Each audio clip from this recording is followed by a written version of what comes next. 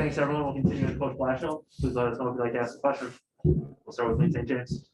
Jeff, what was your message to the team at the start of practice here? Well, keep that between us. Ultimately, we're in a spot through the course of the season where I think for a large part of the course of the season, we were writing a story about ourselves that we were proud of. We were pushing towards competing for a playoff spot, and if not attaining that, I think we're pushing towards a better tomorrow.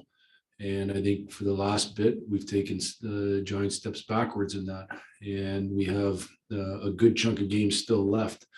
So our story as a team and as individuals hasn't been written yet. It's never written until it's over, until with that final. You don't really judge a season in a small chunk in either case. And so let's climb our way out of this thing and let's start playing better hockey. I know an opponent always has input on a game, obviously, but could you just comparing Saturday to Sunday, can you tell it like what went wrong Sunday? Because I mean, Saturday you were in a tight game, you arguably should have won, and then Sunday it was just. Well, I would say, I thought Saturday there wasn't tons of chances both ways. Certainly they were pretty even. We were able to keep them off the board for a longer period of time on that Saturday. On Sunday, we gave up those 2 goals in the first. We had opportunities certainly to make it 2-1 or 2-2.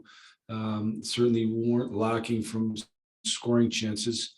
And then once it went 3-0, 4-0, we mentally did not hang in there the way you need to hang in there, and then it just snowballed and everything went in. I thought on Saturday, I thought the Ned was really good. I thought their goalie was really good, and on Sunday we just not saying on the goalie, just pucks went in the net, and they went in the net, and they went in the net, and so we have to make sure that. When bad things happen, which is going to happen at different times.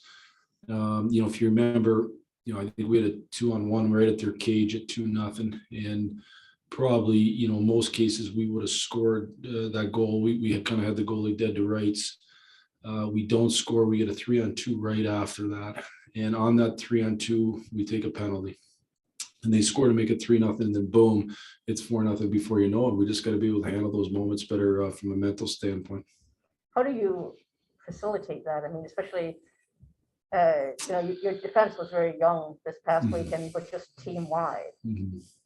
Well, I think it does start a little bit. If Stalzy's back in the lineup, if I'm not sure what De Kaiser's health is. I think having those kind of stabilizing forces back there do help, both from a playing standpoint and from a being calm and working through those moments. Certainly that helps.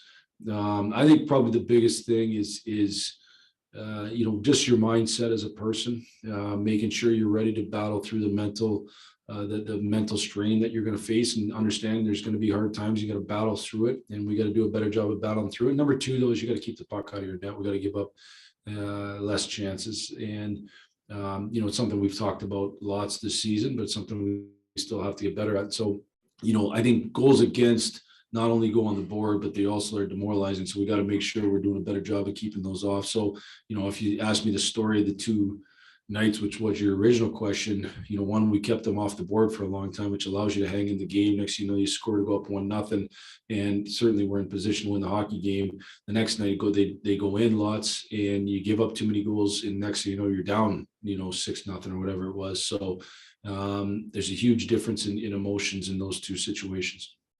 Yep. Answer, Con? Yeah, Jeff mentioned the other day just too often cheating for offense in that game. I mean, is that just a kind of a natural tendency when a team scores a couple of quick ones on you to kind of press and a little bit and try to make it up as fast as you can? I think it's probably a natural tendency in a couple areas. One is when you're not in it, you're not locked into playing, playoff type hockey, then that's cheating happens, or hoping, I guess, for offense happens in those situations. And so, regardless of where we sit in the standings, we got to recommit ourselves to playing winning or playoff type hockey, which means you don't cheat or hope for offense at all. You earn it through your checking. I guess, number two, does that happen? Yeah, but I think there was times, before we got down. I mean, one of the reasons we were down is because, and honestly, I don't know if it was gross negligence or it was just that little moment of the 50-50 battle. I'm going to hope we win it. And then when you don't, and you don't quite have your legs, you get beat back up the ice, and now it's an outnumbered rush, and where you got to be, I use the word proactive to get above the puck. So on those 50-50 battles, if you're proactive, you're always in a good defensive posture. And if you win it, you can attack. And if you lose it, you're in a good posture. And so that was what I was referring to. Also, just on a different topic, Jeff Hoggan is having his jersey retired on Saturday. Just what are some of your memories of him, just of what he meant to the Griffins? Well, first of all, I think it's a great honor, and somebody that deserves it big time. Hoagie came. Hoagie's and I's relationship is really, really special. I didn't know Jeff personally when we brought him in on a professional tryout, which is how that first year started. He came in on a professional tryout. He was coming back from Germany, and a good friend of both him and I's, a mutual friend, Rob Facca, really felt that it was that he was the type of fit for me as a coach, and the type of winner that I'd want to help implement a winning culture, a culture of work ethic, a culture of accountability, a culture of selflessness. So we invited him on a tryout, and not only did he end up making the team, but he became our captain and led us through a real good regular season into a magical run into a championship. And I think his impact is still felt today. One of the really important things in the American League is that you have veterans that want the young players to succeed. I call them Papa Bears, and they aren't jealous of their success. They want them to succeed, and that's not always the case in the American League. When there's guys still fighting to make it to the NHL, sometimes the veterans can be restrictive. And I think Jeff and our group of veterans that we had there, Nathan Page, Brendan Evans, Tristan Grant, did an excellent job of creating that Papa Bear culture where they were helping the young kids succeed. And a guy like Brian Lashoff still carries that forward to today. And I think that culture still exists. And so the impact that Jeff Hoggan's had on the Griffins isn't just measured in the success during the years he was there, but I think it's still being measured today. Being named captain like that, that's something. You obviously saw the leadership qualities that he has right in the game. Yeah, and part of it's research, and knowing what type of person was coming in, and but I could, certainly you can see his leadership right away, and he's an excellent leader who leads by example because of his burning desire to compete and work every day, and like I said, be a real selfless person. So, I wish I could be there. I can't be there. We're going to be in Ottawa that night for an afternoon game the next day, but he means a lot to me, not just as a person. Certainly he does, and he's a good friend of mine, but also has had a huge impact on my coaching career. And I'm real happy that he's able to have that honor. Thanks, Jeff. Yep. Max Bowman? Just to follow up, when you talk about like developing a mindset to kind of get through the mental stuff, like obviously with something that delicate, you can't just kind of hand guys a pamphlet and they figure it. Like how do you kind of work through that, especially with guys who haven't been through this before? Yeah, well, it's not easy, and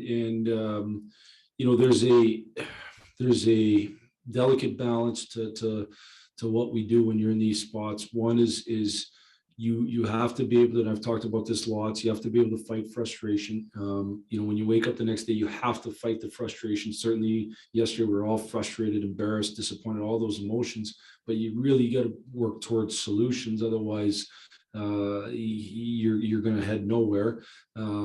But you can't let it be okay. And so that there's the balance there. And then I think the mental toughness, a lot of times, is certainly not handed out in pamphlets. If it is, we'd all be super mentally tough. I think one, it's the character which the players in the locker room have, and two, it's a learned process through going through it sometimes. And I think all of us can point to those near misses in your life where you you had real struggles, and you grow stronger because of it. And you don't grow stronger if you don't go through it. And as hard as it is, and as painful as Sunday was, if we grow from it, it can be fruitful. If we don't grow from it, then it's just was a struggle. I think about like guys like Dylan and Tyler who were on the team a couple years ago, Mhm. where they're even more like this than last year was.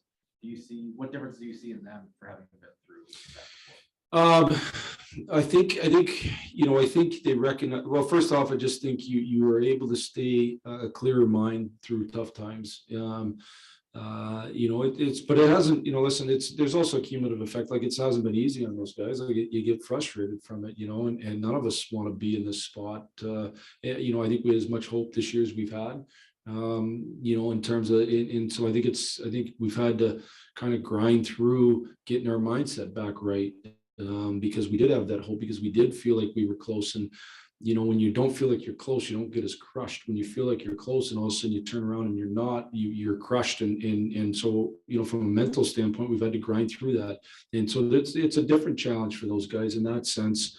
But I also think probably the biggest thing they know is that the only way you get yourself out of it now, in that you put yourself in the best position and not be in it in the future, is to play winning hockey. And you can't cheat to win the game tomorrow night. Winning the game tomorrow night's great, but not if it's not done the right way, because that doesn't help us long term. And so, sometimes you try so hard to win that game, you're not playing winning hockey. And by that I mean, the things we talked about. You push, you try to go outside of your ability, you cheat on the other side of the puck to hopefully create offense. And in the end, you're not helping the program move forward. And so I think that message is a message I've had for some of our younger players, that Dylan and Bert can sound as well to our guys, because they know that. Yep. John Neal? Ooh, Jeff, I wonder, there's a philosophical question here. We hear Dylan talking about playing for next year, or Sam earlier was talking about that too. Is there a danger in that though? When you get post deadline and, you still have 16 games left and you're playing for this year?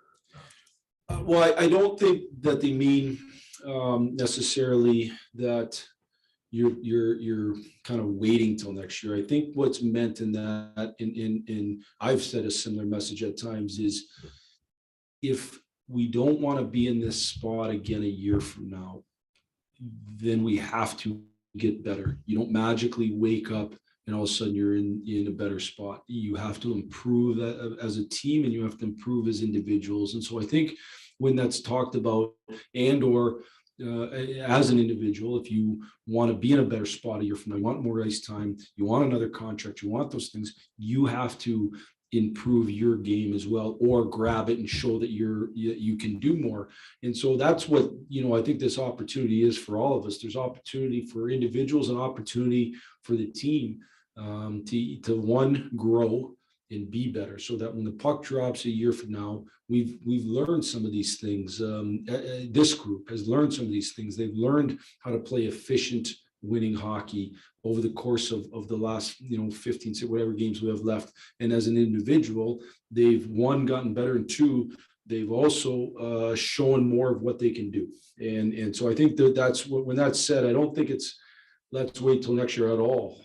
I think it's let's understand that if we let these games slip by, if we just play them and let them slip by, we're not in a better spot. And you've got the work to do. It just depends when you want to do the work. Last question, Ted Colton. Hey, Jeff, you mentioned Ned earlier. Where do you think his game is at right now? I mean, during this whole stretch, there's been a couple of nights where he looked solid, like first half of the season solid, and maybe getting back to that consistency. But when something like Sunday happens, and who knows, and it's debatable how much of it was his fault, but where do you see his game right now?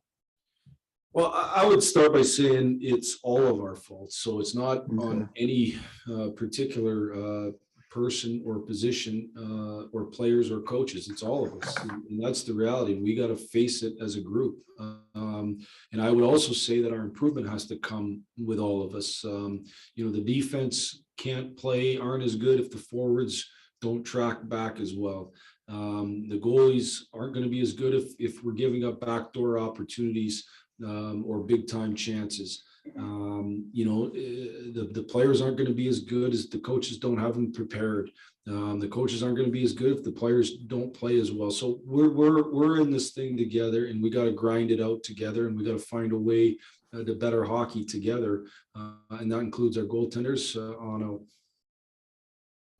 I mean, do you see him gaining that consistency though? I mean, what have you felt? It's a little bit, when we've gotten scoring as much as we've gotten scoring, it's hard to say that we're gaining the consistency because we haven't yet. And I say we because I think team defense and good goaltending go so hand in hand.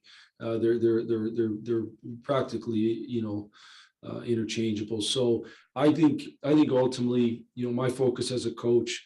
I know Ned worked hard today. I know Ned's gonna come to tomorrow with a mindset to play great hockey. As a coach, I got to do everything we can to put our team in a position to play really good defense so that he can then thrive in the net. As far as Stahl and DeKaiser, I mean, where are they at right now? Do you think they'll be available here soon or what? I don't know the answer. I think both of them are have an opportunity where, depending on some things, could be ready for tomorrow. So we'll see tomorrow. Sounds good. Thanks for this, Jeff. All right, those are all the questions we had too.